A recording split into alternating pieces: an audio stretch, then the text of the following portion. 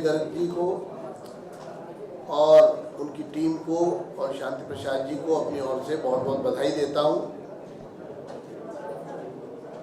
कि आज इस प्रकोष्ठ का विधिवत यहाँ उद्घाटन सत्र है और अभी हमारे राष्ट्रीय अध्यक्ष श्री नितिन गडकरी जी अपने उद्बोधन से इस प्रकोष्ठ की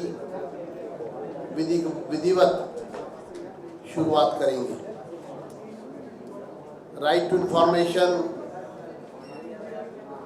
किसी भी संस्था के, मैं चाहूँगा कि हम में से जो लोग बैठे हैं वो कृपया आपस में बात ना करें।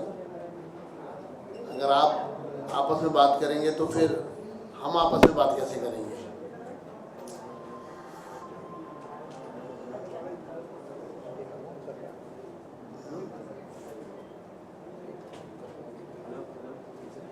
मीडिया वाले सेटल हो जाए। आप सबसे अनुरोध है कि अपने मोबाइल फोन वाइब्रेशन या साइलेंट मोड पे डाल लें और कृपया बातें ना करें। और किसी भी क्षण हमारे राष्ट्रीय अध्यक्ष जी भी आने वाले हैं, तो कृपया प्लीज जरा शांत रहें।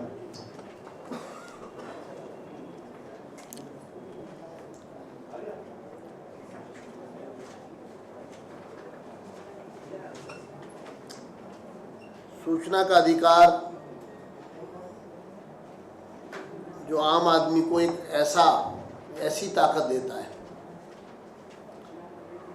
जिससे वो पूरे प्रशासन और शासन को हिला सकता है।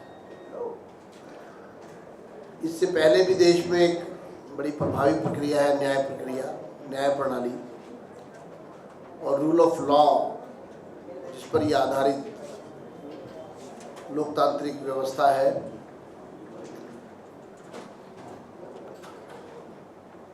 जब तक आरटीआई नहीं थी तो हम पीआईएल के सहारे अर्थात पब्लिक इंटरेस्ट लिटिगेशन, जो एक लंबी प्रक्रिया का हिस्सा होता था, और पीआईएल से न्याय संगत निर्णय सामने आते थे।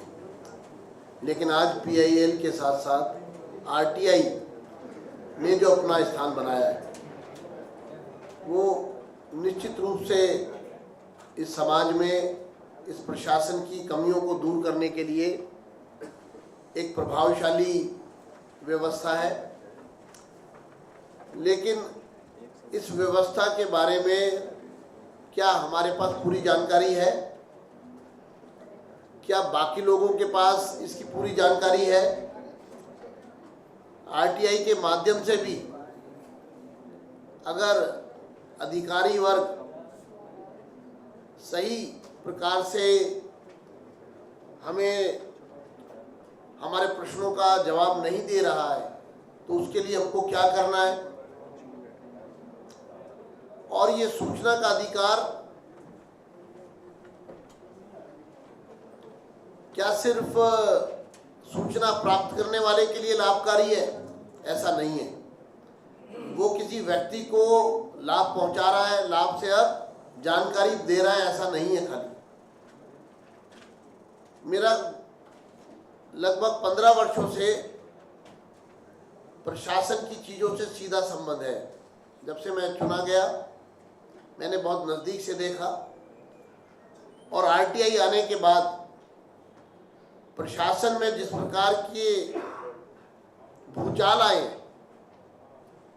जिस प्रकार से पूरा प्रशासन सतर्क हुआ है और जिस प्रकार आरटीआई के माध्यम से नए नए बदलाव और नई क्रांति स्थापित हुई है, उसको शब्दों में बयान नहीं किया जा सकता।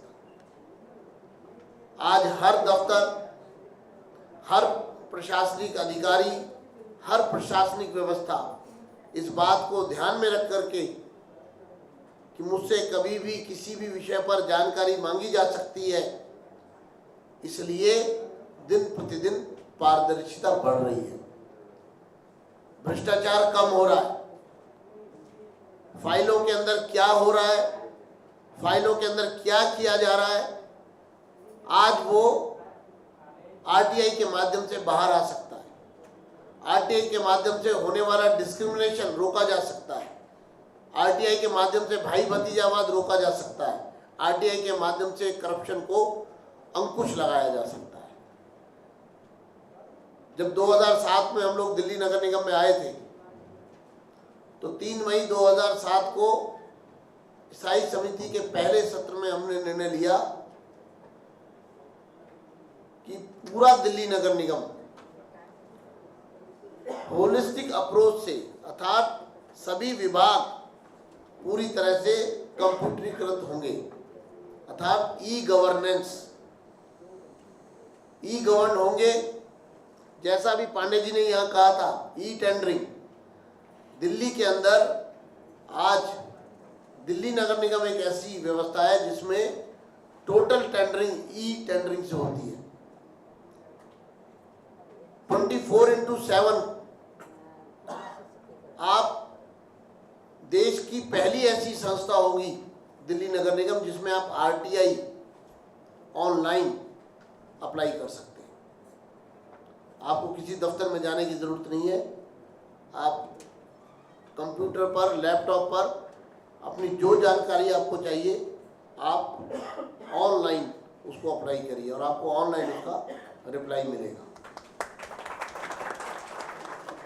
और मेरा ये मानना है कि आरटीआई एक दो-धारी तलवार है। ऐसा नहीं है कि हम विपक्ष में इसलिए हम आरटीआई की बात कर रहे हैं। देश में 9 राज्यों में हमारी सरकार है और उन 9 राज्यों में भी प्रशासन की व्यवस्था सीधे तौर पर भाजपा शासित सरकारों के हाथ में है। आज अगर हम आरटीआई के लिए इतने विधिवत रूप से अपने कार्यकर्ताओं को, लोगों को ट्रेनिंग देने की बात करते हैं, उनको जानकारी देने की बात करते हैं, इसका सीधा अर्थ है कि हम एक पारदर्शी संगठन है। हम स्वच्छता में विश्वास रखते हैं। हम प्रशासन और कैसे चुस्त दुरुस्त हो, कैसे आम व्यक्ति के और नज़दीक आए और हर व्यक्ति को न्याय मिले, इसके लिए हम कितने कटिबद्ध हैं। ये भारतीय जनता पार्टी की रीति और नीति, आरटीआई के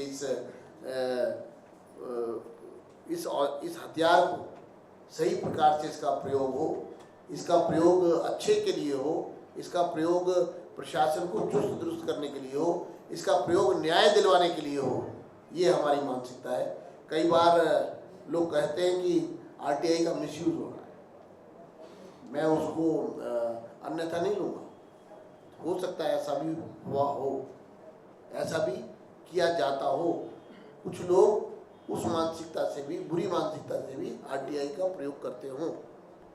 लेकिन सवाल ये है कि आखिर इसका जो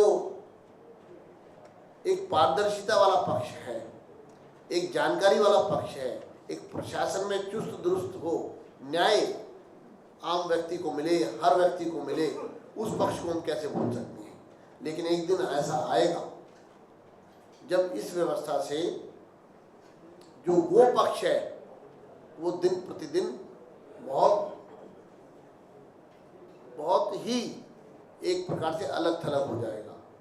क्योंकि जब प्रशासन में पारदर्शिता होगी, न्याय प्रणाली होगी, न्याय कानून से चलने वाली चीज़ें होंगी, हर किसी को के साथ सही प्रकार से उसकी जानकारी देना और प्राप्त करना और पब्लिक डोमेन में जब सब चीज़ें होंगी तो अपने आप ऐसी चीज़ें गौण हो जाएंगी, उनका कोई अर्थ नहीं रहेगा।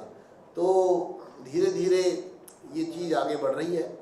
हमने तो ये तय किया है, मैंने कल ही विवेक जी को कहा था, हमने पीछे भी पार्टी के प्रदेश की बैठकों में इस पर गहन चिंतन और मंथन किया है।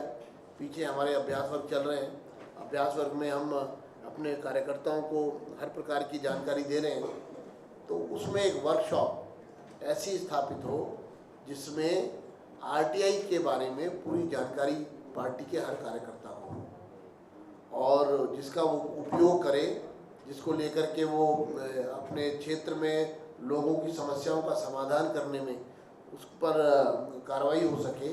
सही जानकारी उसके पास होगी तो उसी के अनुसार वो आगे कोई कार्यक्रम कर पाएगा।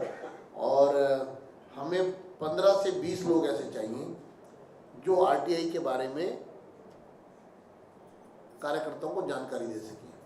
तो मैंने अपना बोला है संयोजक जी से कि आप एक वर्कशॉप पहले ऐसे लगाइए जिसमें लोगों को ट्रेनिंग दी जा सके, जो आगे ट्रेनिंग दे सके, तो शिक्षक तैयार हो सके। ऐसे शिक्षकों की मुझे लगता है कि जल्द से जल्द अगर पूर्ति होगी तो हम आने वाले दिनों में लगभग अभी भी हमारे 150 मंडल ऐसे हैं जहां हमारे अभ्यास वर्ग नहीं हुए हैं, और जहां हो गए हैं वहां भी अलग से हम आरटीआई की ट्रेनिंग के लिए उन शिक्षकों को भेज सकते हैं। लेकिन जहां भी नहीं हुए हैं वहाँ हमने तय किया है कि हम एक सत्र जो है उसमें इसकी वर्कशॉप लगाएंगे और वहाँ कार्यकर्ताओं से आरटीआई के बारे में उनको जानकारी देंगे। आप सबसे भी मेरा अनुरोध है कि इस काम पर पहले अपनी पकड़ हमारी होनी चाहिए, हमें पूरी जानकारी होनी चाहिए।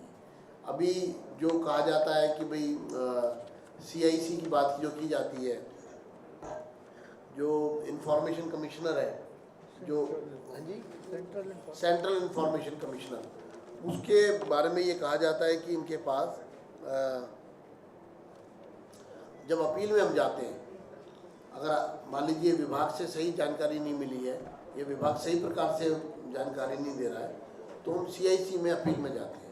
लेकिन CIC को उस पर निर्णय लेने की जो है वो समय सीमा तय नहीं की गई है, यानी कि वो कब इस बारे में तय करेगा और हम चक्कर क्यों लगाए दफ्तरों के, हमें सही जानकारी क्यों ना मिले, उस समय सीमा में वो जानकारी क्यों ना मिले। इसलिए कानून में कुछ परिवर्तन की भी ज़रूरत है। और दूसरा ये भी देखा गया है कि जो आरटीआई एक्टिविस्ट हैं, पीछे कई आरटीआई एक्टिविस्ट के साथ लोगों ने हमला किया है, उनके साथ दुर्व्यवहार किया कुछ लोगों ने। तो आरटीआई एक्टिविस्ट की सुरक्षा पर और भी जो है पूरा ध्यान सरकार दे, और आरटीआई एक्टिविस्ट ही क्यों, आरटीआई लगाने का अधिकार तो हर व्यक्ति का है। आम व्यक्ति भी आरटीआई लगाए, कोई भी व्यक्ति आरटीआई लगाए। उस व्यक्ति अगर आरटीआई लगाने वाले पर कोई किसी प्रकार का क्रिमिनल ऑफेंस होता है, कोई धमकी दी जाती है या उसको डराया जाता है या उस पर अटैक किया जाता है, तो उसके साथ पूरा न्याय हो और कानून में ये परिवर्तन जरूर हो कि आरटीआई की वजह से अगर किसी के साथ किसी भी प्रकार का दुर्व्यवहार हुआ है तो उस पर प्रशासन और अपना लॉ एंड ऑर्डर जो है वो विशेष रूप से उसको ध्यान करें, और इसमें क्या क्या चीज़ें और जुड़नी चाहिए, अभी आरटीआई से क्या क्या चीज़ बाहर है, ये इस पर भी गहन अध्ययन होना चाहिए। मुझे लगता है कि हमारा ये सेल जो है सिर्फ आरटीआई लगाने और सूचना प्राप्त करने तक नहीं, बल्कि इसमें और क्या रिफॉर्म हो सकते हैं, ये और कैसे ज़्यादा हेल्पफुल हो सकता है, ये कैसे और ज़्यादा यूज़फुल हो सकता है, इस पर भी हमें काम करने की ज़रूरत है। और एक बार पुनः इन सारी बातों को ध्यान में रख करके मैं दिल्ली प्रदेश भारतीय जनता पार्टी की ओर से आप सबको ये विश्वास दिलाता हूँ कि आरटीआई के मामले में दिल्ली प्रदेश निश्चित रूप से इस सूचना के अधिकार के अनुसार दिल्ली में ज़्यादा से ज़्यादा इंफॉर्मेशन प्राप्त करेंगे, और सरकार जहाँ जहाँ गलत है, सरकार में जहाँ जहाँ सही रूप से चीज़ें नहीं हो रही हैं, उस पर हम अंकुश लगाएंगे। हम एक फिर अपनी बात को समाप्त करते हुए अंत में ये कहूँगा कि हम एक पारदर्शी संगठन है, स्वयं पारदर्शी दिखना चाहते हैं, और दूसरा भी हम एक पारदर्शी दिखे ऐसी व्यवस्था करना चाहते हैं। और जहाँ जहाँ अभी पांडे जी ने भी बताया, जहाँ जहाँ हमारी सरकारें हैं वहाँ भी टोटल कंप्यूटराइजेशन हो, टोटल ई गवर्नेंस हो, टोटल आरटीआई जो है वो लोगों के लिए यूज़फुल हो, ऐसा पार्टी का प्रयास है। एक बार पुनः आपका आभार और धन्यवाद करते हुए अपनी बात को समाप्त करें।